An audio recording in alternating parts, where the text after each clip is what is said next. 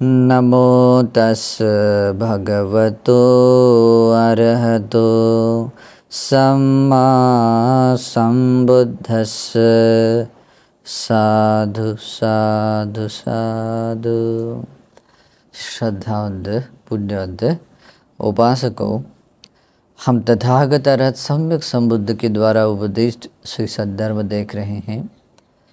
त्रिपिटक ग्रंथ में जो अंगुत्तर निकाय है, अंगुत्तर निकाय में दूसरा निपात, दूसरे निपात में 9वां वर्ग है और द्वितीय पन्नासक का 4था वर्ग धम्म वग्गो, ये धम्म वग्गो आज देखने वाले हैं।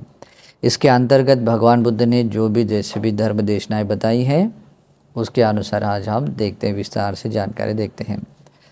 इस धम्म वर्ग में विशेष रूप से वो बातें बताई हैं जो हम लोगों को निर्वाण पाने के लिए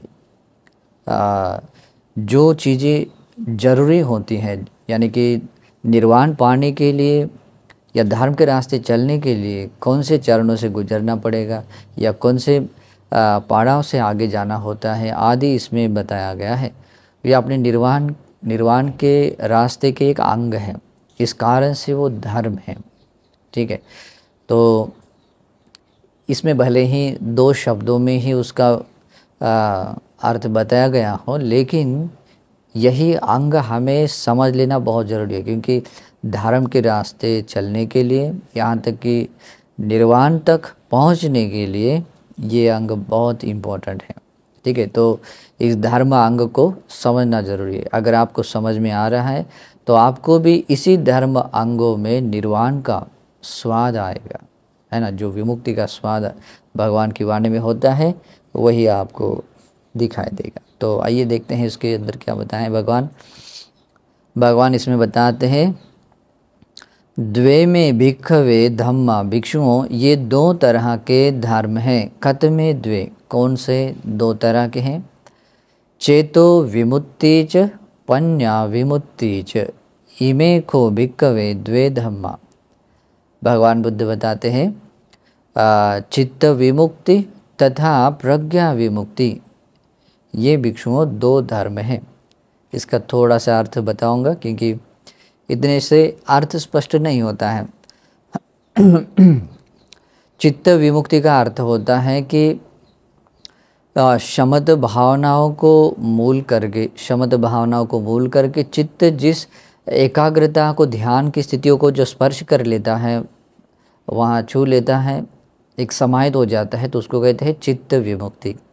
तो प्रथम ध्यान से चाहे 8वें ध्यान तक क्यों ना हो, या ऐसे भी कह सकते हैं कि कोई व्यक्ति विपස්සना करता हुआ, लेकिन विपස්සना करता हुआ सुख विपස්සक बनने से चेत विमुक्ति नहीं बोलते हैं।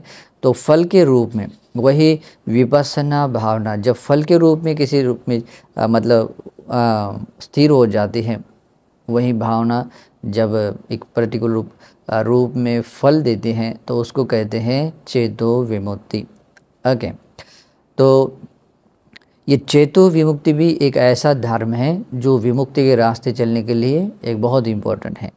प्रज्ञा विमुक्ति का अर्थ होता है, प्रज्ञा से भी कोई व्यक्ति धर्म के अनुसार योनिसो मनसिकार को बढ़ाते हुए, भावना भावित बहुलीकृत करते हुए, जो व्यक्ति जैसे कि पटिसमुत्पाद है, आर्य सत्य है आदि आदि, उसके अनुसार जब व्यक्ति योनिसो मनसिकार करता है और वो व्यक्ति ध्यान समापत्ति को प्राप्त नहीं करता है, लेकिन फिर भी अपने भीतर के राग द्वेष मोह आदि क्लेशों को नष्ट करता हुआ प्रतिफल पाता है। कैसे? या तो वो श्रोतापन्न, सकदागामी, अनागामी, अरहंत बनता है। तो ऐसे व्यक्ति को प्रज्ञा विमुक्त कहते हैं, प्रज्ञा विमुक्त। इस कारण से भगवान बुद्ध कहते हैं ये भी एक चरण है जो आपको निर्वाण के रास्ते चलने के लिए या निर्वाण का मार्ग का एक अंग है। चेतो विमुक्ति तथा प्रज्ञा विमुक्ति, ये दोनों ही फल को मूल करके बताए गए हैं। फिर आगे भगवान बुद्ध कहते हैं, द्वे में भिक्खवे धम्मा, भिक्षुओं ये 2 तरह के धर्म हैं। कत में द्वे, कौन से 2 हैं? पग्गहोच अविक्षेपोच, इमे खो भिक्खवे द्वे धम्मा। पग्गह, ओके, और अविक्षिप्त होना, और प्रज्ञ यानी कोई वीर्य को धारण कर लेना, और अविक्षेप का अर्थ होता है अविक्षेप का अर्थ होता है चित्त की एकाग्रता पाना। यानी चित्त की एकाग्रता मतलब जिसमें कोई चंचलता नहीं, चंचलता सब कुछ दूर करके मतलब अचंचल स्थिर बना लेना, ऐसे उसे कहते हैं अविक्षेप। इमे खो भिक्खवे द्वेदमा, ये भिक्षुओं दो तरह के धर्म हैं। अब इसको भी थोड़ा समझने के लिए थोड़ा सा स्पष्टीकरण बताऊंगा। पग्गह कहते हैं यानी कि वीर्य को ग्रहण करने के लिए बारे में ऐसा होता है, जब कोई व्यक्ति भगवान बुद्ध के द्वारा उपदिष्ट धर्म सुन लेता है, अकुशलों को अकुशल की तरह समझ लेता है, कुशलों को कुशल की तरह समझ लेता है, यानी कि पाप को पाप की तरह, पुण्य को पुण्य की तरह समझ लेता है, कुशल को कुशल की तरह समझता है, अकुशल को अकुशल की तरह समझ लेता है। अकुशलों को दूर करने के लिए या कभी उत्पन्न न होने देने के लिए जो व्यक्ति स्ट्रांगली इच्छा उत्पन्न करता है, इच्छा उत्पन्न करता हुआ वो प्रयास करता है, और प्रयास करता हुआ उस प्रयासों में ऐसे दृढ़ता लाता है कि उसको कभी छोड़ता नहीं। जब वो बिना छोड़ा हुआ वीर्य रहता है तो उसको कहते हैं पग्गह। तो ये मुक्ति के रास्ते चलने वालों के लिए उसका अंग होना बहुत जरूरी है। ये धर्म अंग अपना गुण होना चाहिए, ठीक है। अविक्षेप का अर्थ होता है जब व्यक्ति अपने भीतर के निवरणों को दूर करता है, चित्त की चंचलता को दूर करता है, और किसी भी शमत भावना विपස්සना भावना उसमें चित्त समाहित हो जाता है, एक हो जाता है, एकाग्र हो जाता है, तो ये बहुत इम्पोर्टेंट होता है। ये धर्म का अंग है। मुक्ति के मार्ग पर चलने के लिए एक पड़ाव है, और हर व्यक्ति को इसे गुजरना ही होता है। तो इस कारण से ये धर्म है। इमे खो भिक्खवे द्वेदम, ये दो धर्म हैं। फिर आगे भगवान कहते हैं द्वे में भिक्खवे धम्मा, भिक्षुओं दो तरह के धर्म हैं। कत में द्वे, कौन से दो है? नामंच रूपंच, नाम और रूप। इमे खो भिक्खवे द्वे धम्मा, भिक्षुओं ये दो तरह के धर्म हैं। अभी ये तो बता दिया है कि नाम और रूप ये दो धर्म हैं, लेकिन इतने से हमें वो अर्थ क्लियर नहीं होता। तो उसका अर्थ होता है, नाम कहते हैं एक चित्त स्कंद को, अपना मन है, चित्त है, उस चित्त के समूह को कहते हैं नाम स्कंद।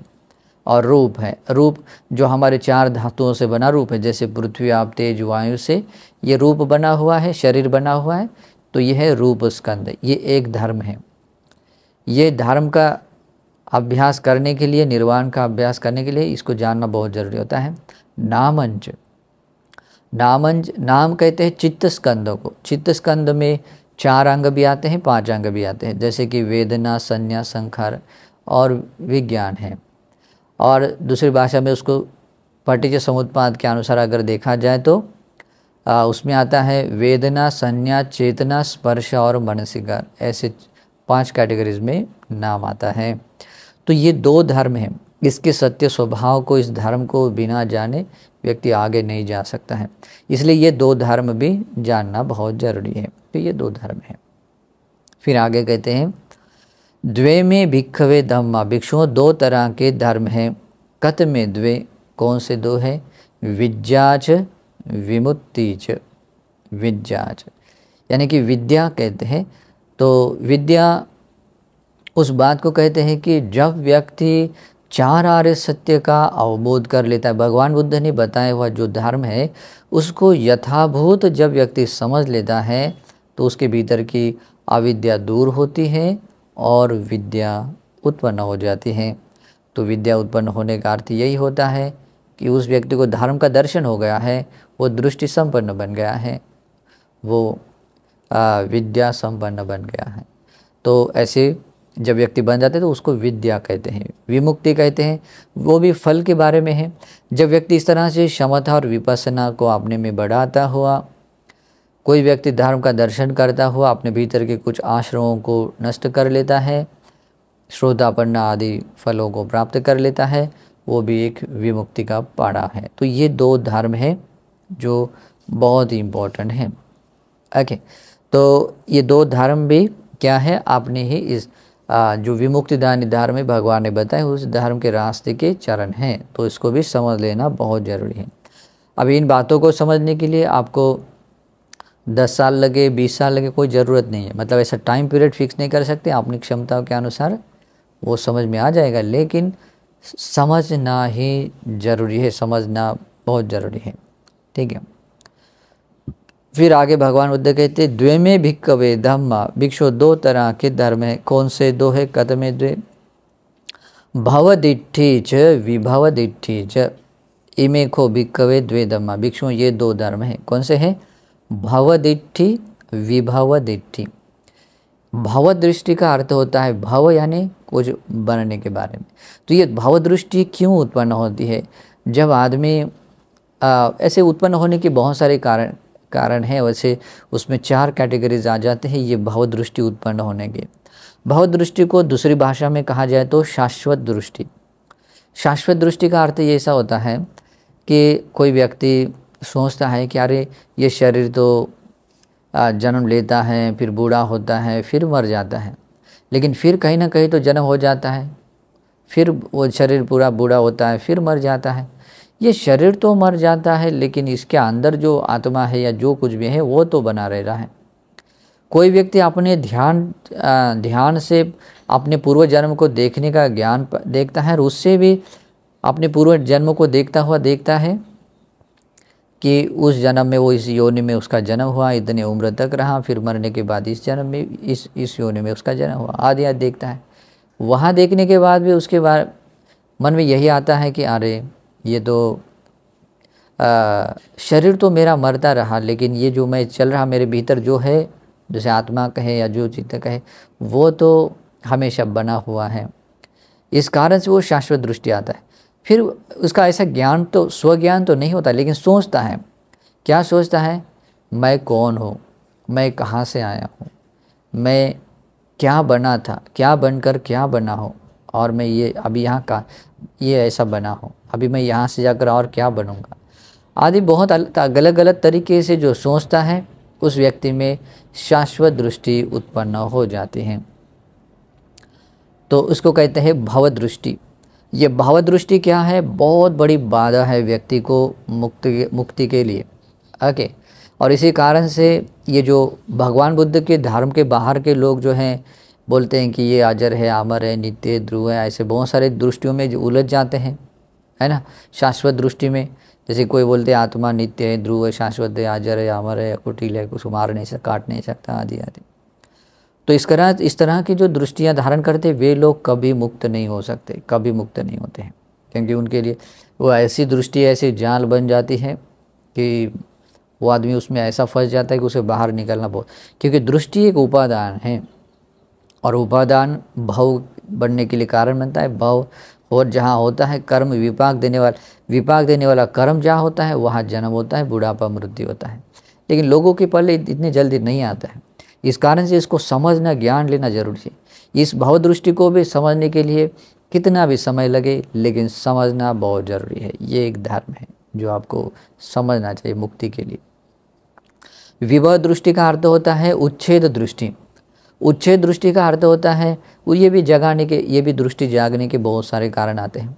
बहुत सारे लोग समझते हैं कि अरे मेरा जन्म तो ये माता पिता के एक होने के कारण हुआ है, ये तो मेरा जन्म तो इस तरह से हुआ है, और ये मरने के बाद तो ये सारा शरीर पृथ्वी धातु पृथ्वी में जाता है, पानी पानी में, बाकी बच क्या जाता है, कुछ तो भी तो नहीं बच जाता है ना।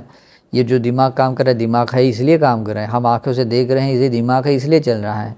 ये जब ख़त्म होता है तो वो कैसे काम करेगा, आदि आदि तर्क लगाता है और वो समझ लेता है कि इसके आगे कुछ नहीं होता है, सब कुछ ख़त्म है, यही प्रथम यही लास्ट है।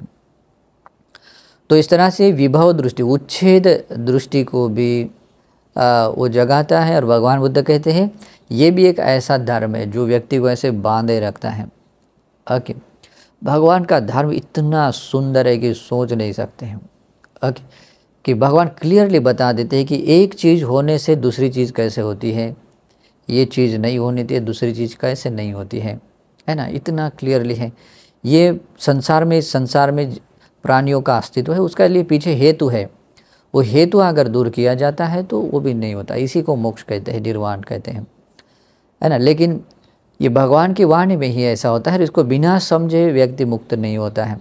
तो ये भी धर्म बताया गया है। भगवान कहते हैं भव दृष्टि यानी शाश्वत दृष्टि, विभव दृष्टि यानी उच्छेद दृष्टि भी, ये दो ऐसे धर्म है जो हमारे मुक्ति के लिए बाधक बनते। इसको भी समझना जरूरी। जब समझ लेता है और इन दोनों दृष्टियों को जब दूर किया जाता है, वो हमारे लिए अपना धर्म बनता है, मुक्ति का एक चरण बन जाता है।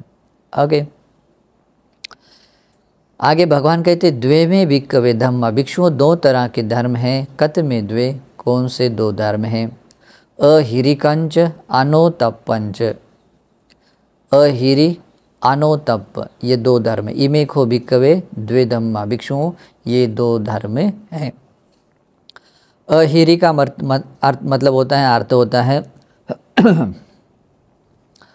पाप कर्म करने में लज्जा न होना। पाप कर्म चाहे वाणी का पाप हो, शरीर से किया गया पाप हो, या मन से भी किया जाने वाला पाप हो, वो जब कोई व्यक्ति पाप कर्म करता है तो पाप कर्म करने के पीछे अगर लज्जा महसूस नहीं हो रही है ना, लज्जा महसूस नहीं हो रही है, तो भगवान बुद्ध कहते वो अहिरिक व्यक्ति है, निर्लज्ज है, पाप कर्म करने में लज्जा न रखने वाला है। पुराने ज़माने में लोग कुछ ऐसे होते थे, कोई व्यक्ति बूढ़ा बुजुर्ग होने से भी पाप कर्म करने से सोचता था अगर मेरे जैसा बूढ़ा बुजुर्ग आदमी कैसे पाप करेगा। कोई आदमी ज्ञानी होता है, वो सोचता है कि अरे मेरे जैसा ज्ञानी आदमी कैसे पाप करेगा। कोई व्यक्ति उच्च कुलों में जन्म लेने के कारण वो सोचता है अरे मैं ऐसे उच्च कुलों में जन्म लेने वाला आदमी, मुझे पाप कर्म करना शोभनीय नहीं। आजकल ऐसा कुछ होता नहीं है। आजकल उच्च कुलों में होने के बाद भी उनको पता ही नहीं चलता है कि ये भी कुल की कुल परंपरा, क्योंकि उनको पता नहीं होता है कि कुल क्वालिटी के अनुसार आदमी ऊंचा बनता है, क्वालिटी के अनुसार नीचा बनता है ना। ये पुराने ज़माने के लोग ऐसे थे। तो कुलों को, कुल परंपरा को देखते हुए भी पाप में लज्जा देखता था। बाकी लोग निंदा कर सकते इस कारण से भी लज्जा देखता था। और देखने वाले जैसे देवता लोग भी है, भगवान बुद्ध भी है, वो भी देख ना ले या सत्पुरुष लोग निंदा ना करे इस कारण से वो लज्जा देखता था, है ना। तो इसे बहुत सारे थे, लेकिन ऐसा नहीं होता है। जो व्यक्ति ऐसे पाप कर्म करने में लज्जा को खो देता है वो अहिरिक होता है। तो दूसरा चरण है अनोतप, यानी कि पाप कर्म करने में भय न लगना। भय न लगने के बहुत सारे कारण भी आते हैं। कोई कर्म विभाग पर विश्वास नहीं करता है, या और भी लोग परलोक को, सुगति दुर्गति को विश्वास नहीं करता है। और भी बहुत सारे चरण ऐसे हैं जिस कारण से पाप कर्म करने में भय नहीं लगता है, और भय न लगने के कारण ही आदमी पाप कर्म करता है। आज बहुत सारे लोग पाप को पाप की तरह न देखने का, मिथ्या दृष्टि को मिथ्या दृष्टि के रूप में न देखने के कारण वही मिथ्या दृष्टि लोगों को सिखाते समय उसको इतना भी भय नहीं लगता है। वो नहीं समझता है कि यही मिथ्या दृष्टि मुझे निरे जाने के लिए कारण बन सकती है। वो नहीं समझता है कि गलत तरीके से वो कोई बात मान रहा है ना। कोई समझता है कि ये सब कुछ अजर अमर है, शाश्वत दृष्टि है, जैसे कि ये पत्थर भी सजीव प्राणी है ना, ये मिट्टी भी प्राणी है, मतलब सजीव प्राणी है, ये पानी भी सजीव है ना, और ये पेड़ पौधे भी ऐसे हैं। तो गलत तरीके से, क्योंकि उसमें चेतना नहीं होती है, लेकिन कुछ लोग मानते हैं वो भी प्राणी, उसको काटेंगे तो हिंसा होती है ना। वो चेतना न होने के कारण वो प्राणी नहीं है, ठीक है। लेकिन लोगों को लगता है कि वो भी ऐसा है, तो मिथ्या दृष्टि है, और इस कारण से उनको भी पाप कर्म करने में कोई भय नहीं लगता, पाप कर्म करने में लज्जा भी नहीं आती है, क्योंकि मिथ्या दृष्टि भी एक पाप है, लेकिन उनको समझ में नहीं आता है कि ये भी पाप है। बाकी पापों के बारे में तो कहीं नहीं गया है, ठीक है। तो ये अहिरी और अनोतप, ये दो शब्द हैं जो पाप कर्म करने में लज्जा न होना, पाप कर्म करने में भय न होना, ये ऐसे दुर्गुण हैं, ये ऐसे धर्म हैं, अगर ये कोई किसी व्यक्ति में रहता है वो 100% विमुक्ति से बिल्कुल अलग हट जाता है। संसार में ऐसे वो बंध जाता है कि उसको बार बार जन्म मिलना है, बार बार बुढ़ापा, बार बार मृत्यु मिलता है, उसको दुखों से मुक्त होना नहीं मिलता है। इस कारण से इस धर्म को भी समझना जरूरी है, और जो व्यक्ति समझ लेता है वो व्यक्ति इसको क्या बनाता है, अपने निर्वाण का अंग बनाता है। अहिरी अनोतप को अपने से हटाता हुआ अपने जीवन का धर्म का अंग बनता है, अपने मुक्ति का मार्ग का एक चरण बनाता है, पाड़ा बनाता है। तो ये दो धर्म हैं। फिर आगे भगवान कहते द्वे में भिक्खवे धम्मा, भिक्षुओं ये दो तरह के धर्म हैं। कतमे द्वे, कौन से दो हैं? हीरी च उत्तपंच, हीरी तथा उत्तप, ये दो धर्म। इमे को भिक्खवे द्वे धम्म, भिक्षुओं ये दो धर्म हैं। अभी सेम टू सेम समझ में आया। हीरी मतलब क्या होता है? पाप कर्म करने में लज्जा होना, हीरी। पाप कर्म करने में भय होना, उत्तप, ये दो धर्म हैं। होना बहुत ज़रूरी है। मुक्ति के रास्ते चलने वाला व्यक्ति या संसार दुखों से मुक्त होना है तो ये दो चरण होना बहुत ज़रूरी है। तो इसका और स्पष्टीकरण करने की जरूरत नहीं है, समझ में आया, क्लियर है।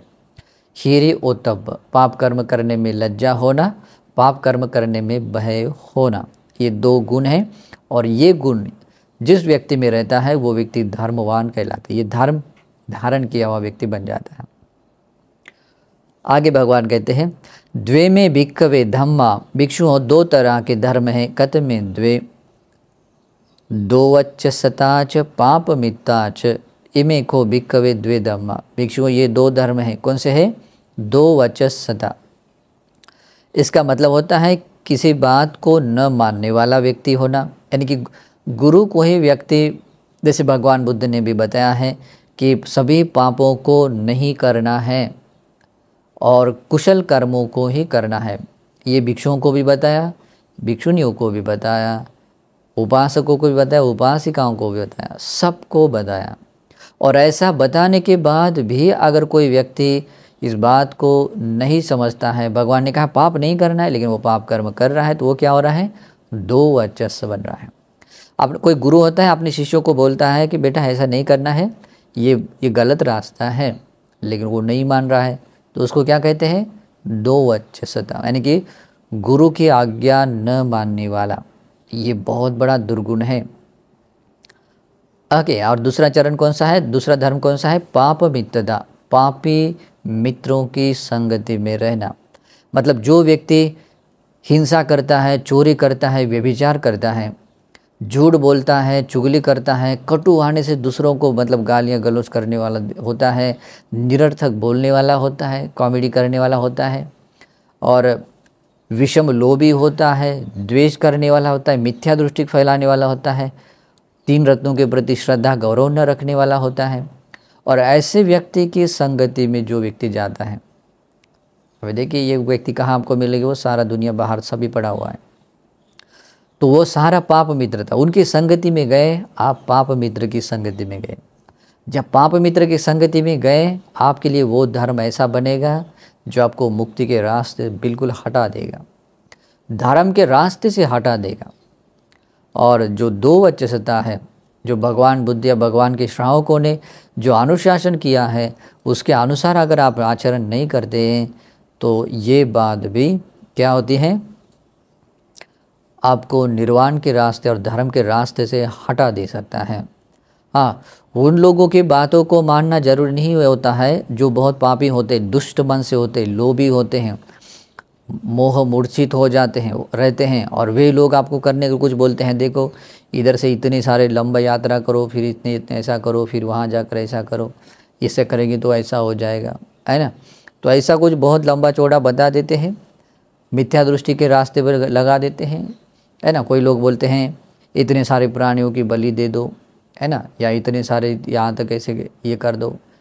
तो आदि आदि जो ऐसे बताते हैं, तो वो क्या होता है?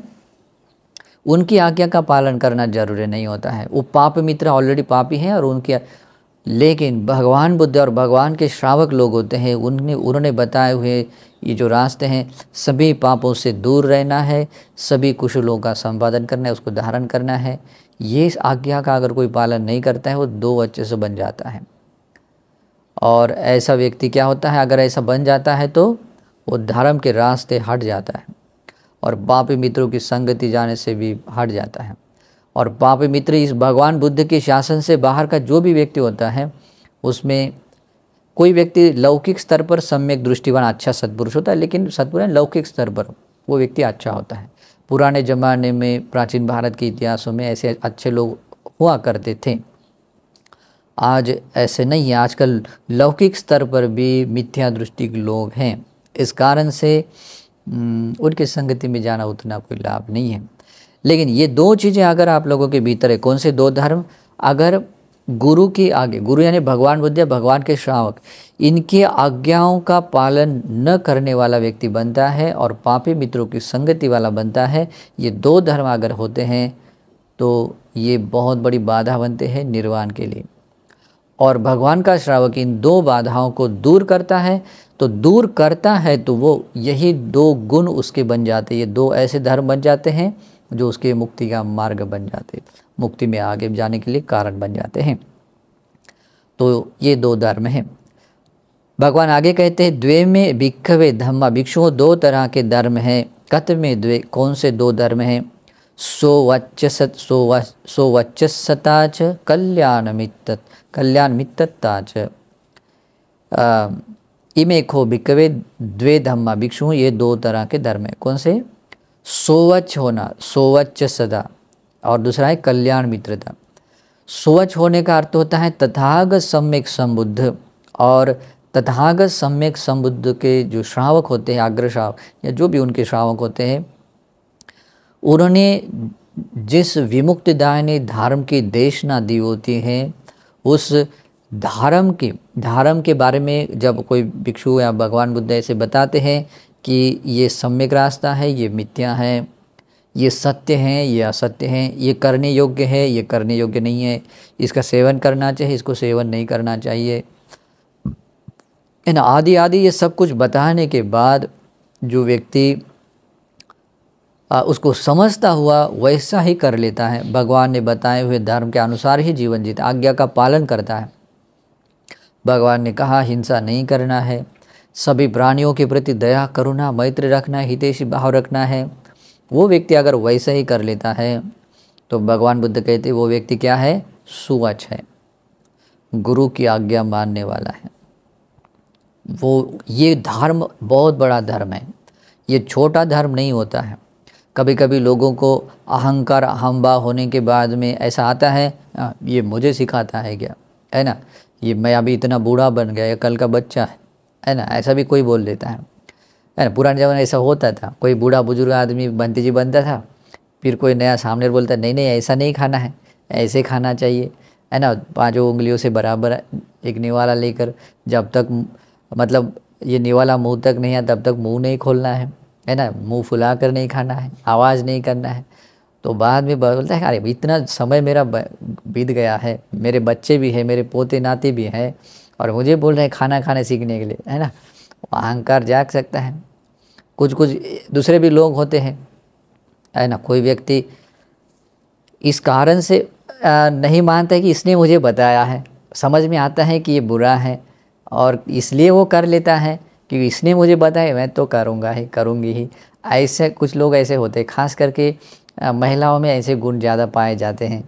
महिलाएं नाराज़ नहीं होनी चाहिए, लेकिन ऐसा होता है, स्वभाव आता है कि कुछ बात बताई गई इसी कारण से भी नहीं कर लेते हैं। ठीक है, तो ये होता है आज्ञा न माने। आज्ञा का मतलब होता है कि किसी जो सद्धर्म होता है, लेकिन उस सद्धर्म को बताने के बाद भी अगर उसके अनुसार कोई क्रिया नहीं करता है तो वैसा एक गुण बन जाता है। करते हैं तो बहुत मंगल है, वो सुवच व्यक्ति बनता है। ओके, जो लोग मिथ्या दृष्टिक होते हैं, पापी लोग होते हैं, और उन्होंने कुछ आज्ञा बताई दी है कि बेटा ऐसा करो बहुत मंगल होगा तेरा, है ना, इतने दिनों तक ऐसा ऐसा करते रहो, फिर आगे तेरा मंगल ही मंगल होगा, सारे ग्रह दोष तेरे दूर हो जाएंगे। तो ऐसा मिथ्या दृष्टिक रूप से अगर बताते और वह करता है तो क्या हो जाता है? हाँ, वो सुवच भले ही बने, लेकिन वही सुवच बनना उसके लिए बहुत बड़ा अर्थ बन जाता है। लेकिन भगवान बुद्ध और भगवान के श्रावकों ने कोई बात बताई, अगर वो नहीं करता है तो वो दुर्वच व्यक्ति है। सुवच व्यक्ति भगवान बुद्ध और भगवान के द्वारा बताए गए धर्म को समझता हुआ उसी के अनुसार अगर करता है, वो सुवच व्यक्ति है। और ये अगर जिस व्यक्ति में होता है वो व्यक्ति धर्म संपन्न व्यक्ति बनता है, और जिसमें धर्म होता है वो मुक्ति के मार्ग पर है, उसके लिए निर्वाण पाना निश्चित होता है। तो सुवच होना पहला चरण। कल्याण मित्रता एक दूसरा धर्म है। कल्याण मित्र यानी कि जो ऐसा व्यक्ति जो राग द्वेष मोह से विमुक्त है या विमुक्ति के मार्ग पर आरूढ़ है, और दूसरों को भी राग द्वेष मोह से विमुक्त होने के लिए जो रास्ता बताते हैं, भगवान बुद्ध। संसार में सभी देवता मनुष्यों में भगवान बुद्ध के अलावा और कोई नहीं है जो ऐसे राग द्वेष मोह से विमुक्त है और जो मुक्ति के लिए कोई मार्ग बताते हैं। ओके, बाकी जो हमारा कल्याण करने वाले तो बहुत लोग होते हैं, लौकिक स्तर पर भी भला करने वाले बहुत होते हैं, वे भी हमारे अच्छे बेस्ट फ्रेंड ही होते हैं। तो बेस्ट फ्रेंड होना अच्छा होता है, लेकिन बेस्ट फ्रेंड में जैसे कि कल्याण मित्रों में सबसे बड़ा कल्याण मित्र भगवान बुद्ध है, उनकी संगति होना बहुत ज़रूरी है। जब हम उनकी संगति में रहते हैं, भगवान बुद्ध के श्रावकों की संगति में रहते हैं, व्यक्ति धर्म संपन्न बनता है, धर्म के रास्ते चलने वाला बनता है, वो व्यक्ति निर्वाण तक पहुँचेगा ही। इस कारण से भगवान कहते हैं ये दो धर्म है जो आपको निर्वाण तक पहुंचाने वाले धर्म है ना। इमे को भिक्खवे द्वे धम्मा, ये दो धर्म है। फिर आगे भगवान कहते द्वे में भिक्खवे धम्मा, भिक्षुओं दो तरह के धर्म हैं। कत में द्वे, कौन से दो है? धातु कुशलता च मानसिकार कुशलता च। इमे को भिक्खवे द्वे धम्मा, भिक्षुओं ये दो तरह के धर्म हैं। कौन से है? धातु कुशल होना तथा धातु मनसिकार, या धातु मनसिकार दे मनसिकार कुशल होना होता है, ये दो धर्म है। तो मैं अभी इतने से आप लोगों को समझ में नहीं आएगा, थोड़ा सा स्पष्टीकरण बताता हूँ। धातु तो बहुत सारे ये कहते हैं, मतलब होते हैं, बहुत टाइप्स के होते हैं, लेकिन स्वाभाविक रूप से अगर देखा जाए तो जो स्वभाव गुण धर्म धारण करता है उसको धातु कहते हैं। जैसे ये चक्षु भी है, चक्षु से हम रूप देखते हैं, रूप भी है। इन दोनों की हेतु संगति से क्या उत्पन्न होता है? चक्षु विज्ञान उत्पन्न होता है। तो चक्षु विज्ञान भी धातु है, रूप भी धातु है, ये चक्षु भी धातु है। तो इस तरह से ये 6 इंद्रियां हैं और 6 इंद्रियों के इस तरह की 3-3 ऐसे कितने हो गए? 18 धातु हो गए। तो जो व्यक्ति भगवान बुद्ध ने बताए हुए उपदेशों के अनुसार इन धातुओं को समझ लेता है, इन स्वभाव धातुओं को समझ लेता है, वो कहलाता है धातु कुशल व्यक्ति। और ये भगवान बुद्ध का श्रावक ही भगवान बुद्ध ही बता सकते हैं और कोई नहीं। और जब तक आप इसके बारे में समझोगे नहीं, सुनोगे नहीं, कभी धातु कुशल नहीं बनोगे। बुद्ध शासन के बाहर का आदमी इसको नहीं समझ, उसका टॉपिक है ही नहीं है। इस कारण से निर्वाण ये है टॉपिक है, ये बुद्ध शासन के बाहर के लोगों के लिए है ही नहीं। ओके, उसमें आता है पहला चरण है। दूसरा चरण है मानसिकार कुशलता, ये दूसरा धर्म है, मानसिकार कुशल। अभी मानसिकार आप लोग कभी, बहुत सारे लोगों को लगता है ये थोड़ा सा सोचना, जैसे कि आपका माइंड भी ऐसे कंटिन्यू सोचता रहता है, ये सोचना तो सबके पास में है और इससे क्या मुक्ति मिलेगी, है ना। इतना कभी कभी तो इतना आदमी सोचता है, इतना सोचता है, इससे बेचैन हो जाता है, इतना सोचता है पागल जैसा होता है ना। इतना सोचता है, कभी लगता है उसको नींद हराम हो जाती है, इतना सोचता है उसका खाना भी ठीक नहीं लगता है। लोग बोलते हैं यार कहीं शांति नहीं है ना। तो ऐसे मानसिकार में कुशल होना जरूरी नहीं, मतलब सोचने में कुशल होने का अर्थ क्या होता है? भगवान बुद्ध ने जिस अर्थ से जो धर्म बताया है उसी अर्थ के अनुसार जब व्यक्ति मनसिकार कर लेता है उसको बोलते हैं योनिसो मनसिकार। यही विपस्सना है। लोग समझते हैं कि ऐसा कुछ अलग कुछ क्रिया करने से कुछ विपस्सना नहीं होती है, ये योनिसो मनसिकार ही विपस्सना है। और जिसमें बताया गया है धातु कुशलता, जब धातुओं को यथाभूत जान लेते हैं, जैसे चक्षु हैं, रूप है, चक्षु विज्ञान है, इन सभी 6 इंद्रियों के विषयों में ये कैसे अनित्य है, दुख है, अनात्म है, इस अनित्य दुख अनात्म का संदर्शन करना, उसके अनुसार योनिसो मनसिकार करते हुए उसकी भावना करना ही क्या है? ओ मनसिकार कुशल होना है। इसी को कहते हैं विपස්සना, भावना करने में दक्ष बनना है। ये 2 धर्म हैं।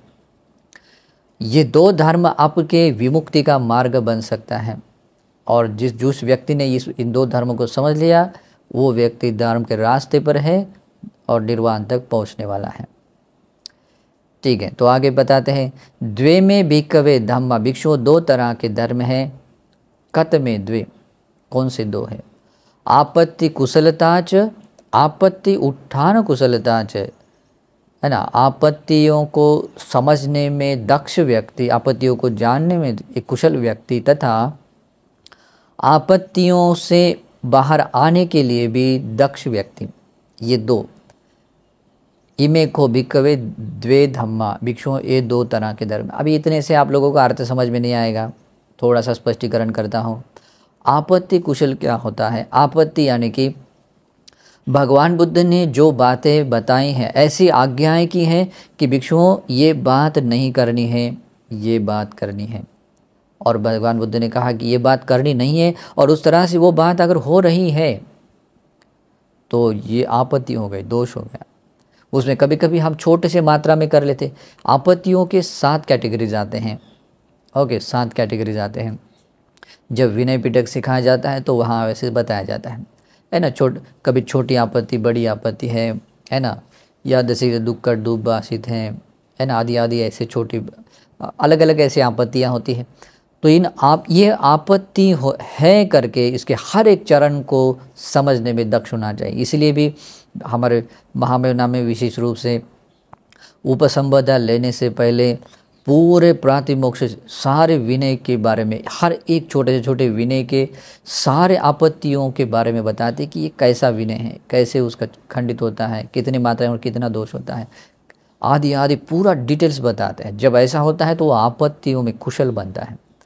फिर आपत्ति उत्थान कुशलता। आपत्ति उत्थान मतलब जो आपत्ति दोष हुआ है उससे बाहर कैसे आया जा सकता है, चाहे वो पाराजिक हो, संगादिशेष हो, चाहे निसर्ग पाचेती हो, पाचेतीय हो, सेखिया हो, चाहे जैसे जो भी विनय हो, उस विनय से हम कैसे उससे बाहर आ सकते हैं, उसको सुधार सकते हैं, इसके बारे में भगवान बुद्ध जो उपदेश बताते हैं।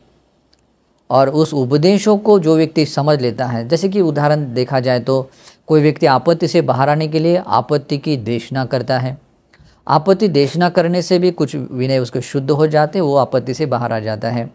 दूसरा चरण होता है वो विनय कर्म किए जाते हैं, जैसे चाहे पाराजिक हैं या संगादिशेष है आदि जो बड़े बड़े वाले हैं, तो उसको क्या होता है, जैसे अधिकरण के बीच में आने वाले होते हैं, तो उसके लिए एक विनय कर्म होता है। उस विनय कर्म के अनुसार भी उस आपत्तियों से बाहर आ सकते हैं। तो इस तरह से आपत्ति उत्थान कुशल व्यक्ति होना चाहिए और आपत्ति कुशल व्यक्ति भी होना चाहिए। ये 2 धर्म हैं। इमे को भिक्खवे द्वे धम्मा, ये 2 धर्म होने चाहिए। जिस व्यक्ति में ये 2 धर्म होते हैं, आपत्ति को समझ लेता है, आपत्ति समझ लेने में दक्ष, और उस आपत्ति दोष में से बाहर आने का रास्ता भी जानने में दक्ष। जो व्यक्ति ऐसा जानता है उसका मंगल होता है, वो धर्म के रास्ते आता है, वो व्यक्ति निर्वाण तक पहुँचेगा है। तो इस तरह से ये जितने भी इस धर्म वर्ग में जो बातें मैंने बताई, ये सचमुच विमुक्तिदायनी धर्म है जो आपको निर्वाण तक जाने के लिए सीखने जरूरी हैं। तो इस तरह से इस धर्म वर्ग में ये बातें बताई, और यहाँ धर्म वर्ग जो चौथा है यहाँ समाप्त होता है। तो ये धर्म देशना भी आप लोगों को इसी तरह से धर्मवान बनने के लिए और धर्म के महान प्रतिफल पाने के लिए हेतु बने, इस सद्भाव से आशीर्वाद करता हूँ। नमो बुद्धाय।